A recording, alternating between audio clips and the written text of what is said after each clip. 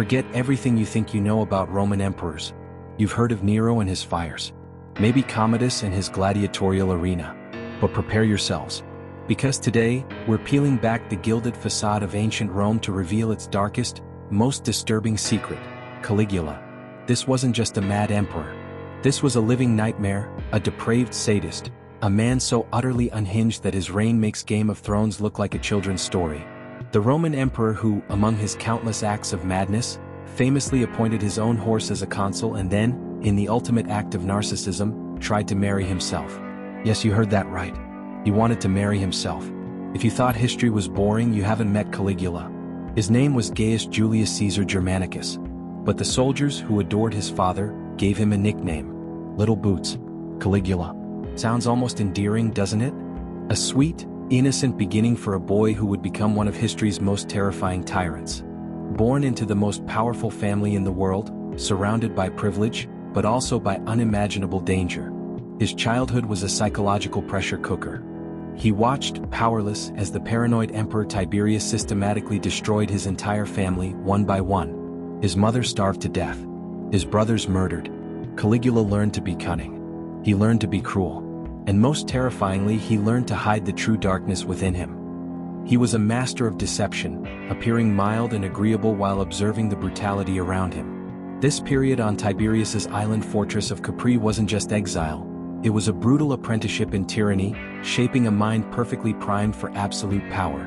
When Tiberius finally died, Caligula was hailed as a savior.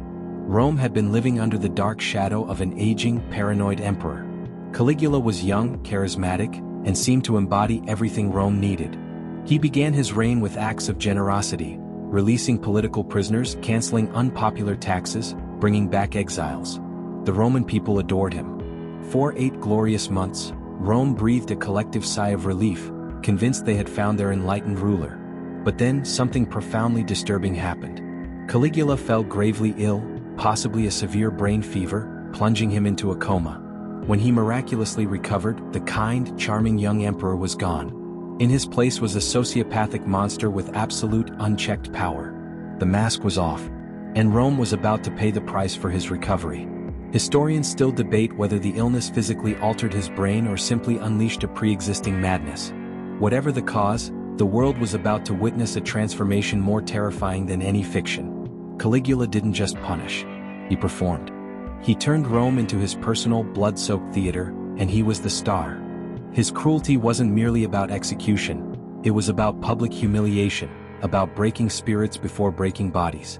Imagine being a respected Roman senator, a man of immense power and dignity, only to be dragged into Caligula's twisted games. He made them run for miles in front of his chariot, dressed in their finest togas, collapsing in the dust while he roared with laughter. Others were forced to wait on him in servile positions, even when gravely ill, enduring public ridicule that stripped them of every last shred of self-respect. One wealthy noble, Festus, suffered from gout and could barely stand. Caligula forced him to stand at his table for hours, leaning on his staff, mocking his pain. Imagine the psychological torture.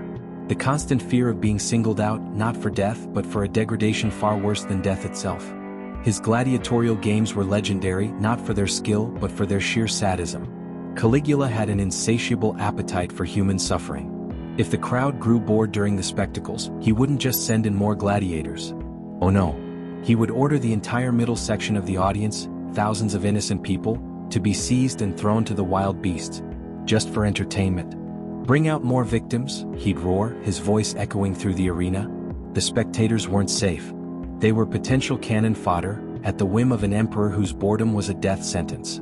At his lavish banquets, he'd often have a guest's father or brother quietly executed in another room, then invite the survivor to dinner and casually joke about their recent bereavement. He'd watch a wealthy man die a slow, agonizing death by torture, all while making witty remarks about his suffering. His favorite phrase, a chilling mantra of absolute power, was, "Let them hate me so long as they fear me." And believe me, they feared him. Every waking moment was a tightrope walk for anyone in his presence. We mentioned the horse, Incitatus. This wasn't just a quirky pet story. This was Caligula's ultimate, calculated insult to the Roman Senate and to human dignity itself. Incitatus, his favorite stallion, lived in a marble stable, wore purple blankets, diamond necklaces, and had his own retinue of servants. He ate golden oats mixed with wine from an ivory manger. Caligula reportedly planned to make him a consul, Rome's highest political office. Imagine the utter humiliation of the most powerful senators in the world, knowing their emperor openly preferred an animal to any of them. But the horse was just one symptom of his monstrous ego and his obsession with his own divinity. He openly declared himself a god, not just a man. He dressed as Jupiter, Apollo, even Venus, a female goddess, and demanded worship. He ordered statues of himself to be placed in temples, demanding offerings, and built a temple to himself, complete with priests and sacrifices. When you're the emperor and you declare yourself a god, who's going to tell you no? Then there was the bridge. A 2-mile-long pontoon bridge across the Bay of Naples. This wasn't for strategic advantage. It wasn't for trade. It was built purely out of spite and a childish desire to prove a point. An astrologer had once told him he had no more chance of becoming emperor than riding a horse across the Bay of Baiae. So, Caligula, being Caligula, had to prove him wrong. He rode across it in triumph, declared it a victory, and then, in a celebratory act of pure madness, ordered thousands of people to be thrown into the sea and drowned. Pointless, extravagant, deadly. Pure Caligula. He once gave a man a single gold coin and sent him on his way, then gave a random woman 10 million sesterces just because he felt like it. He once ordered an entire fleet of grain ships to be burned, simply to create a famine and increase the suffering of the people. His whims were law, and his laws were often insane. He reveled in the chaos and suffering he caused, seeing it as proof of his absolute power. Caligula's personal life wasn't just scandalous, it was a horrifying descent into sexual depravity and exploitation. He turned the imperial palace, the very seat of Roman power, into a literal brothel. He forced noblewomen, wives of senators, and even his own sisters into prostitution. He would stand at the entrance to his palace brothel, acting as the pimp, publicly praising the performance of the women, even detailing their sexual acts to their horrified husbands. Imagine the wives of powerful men, forced into this degrading spectacle, knowing that any refusal meant not just their own death, but the complete annihilation of their entire family. And the rumors of incest with his own sisters? Not just rumors. Roman historians explicitly detail his public, incestuous relationships, particularly with Drusilla, whom he treated as his wife and even designated as an heiress. An unprecedented, shocking, and deeply disturbing move even for Rome. When she died, he declared her a goddess. And yes, the self-marriage.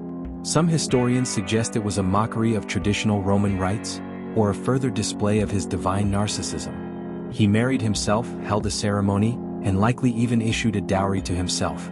The ultimate unhinged flex, showing his utter contempt for all norms and human decency. But no reign of terror lasts forever. Especially when the emperor is so profoundly unstable that even his own Praetorian Guard, his personal bodyguards, live in constant fear for their lives. Caligula's paranoia grew, his temper became lethally unpredictable, and the number of people he offended or terrified reached critical mass. On January 24, 41 AD, his luck finally ran out. After a gladiatorial show, deep within the palace Cryptoporticus, he was ambushed by disgruntled Praetorian guards, led by Cassius Chaerea. The attack was brutal and swift. He was stabbed over 30 times. Some accounts say his last words were a desperate, defiant cry, "I am still alive," as he fought against his numerous attackers. His wife, Caesonia, and his young daughter, Julia Drusilla, were also brutally murdered. The conspirators left nothing to chance. Caligula's body was hastily buried, then later exhumed and cremated. For a brief moment, the Senate even debated restoring the Republic, trying to erase his memory from history completely. So there you have it, Caligula. Not just a mad emperor, but a terrifying case study in absolute power corrupted by absolute depravity. A ruler who pushed the boundaries of cruelty, absurdity, and personal indulgence so far, he left a permanent, blood-soaked scar on history. A man who demanded worship as a god, while acting with the malice of a demon. His story serves as a chilling reminder of what happens when unchecked power falls into the hands of a truly broken mind. A reign of terror that fascinates and horrifies us today, centuries later. If this deep dive into Caligula's unhinged reality made your jaw drop and your blood run cold, then hit that subscribe button and join us for more untold tales of history's darkest figures. Because ancient history is packed with figures far more shocking than any fiction. And we're just getting started.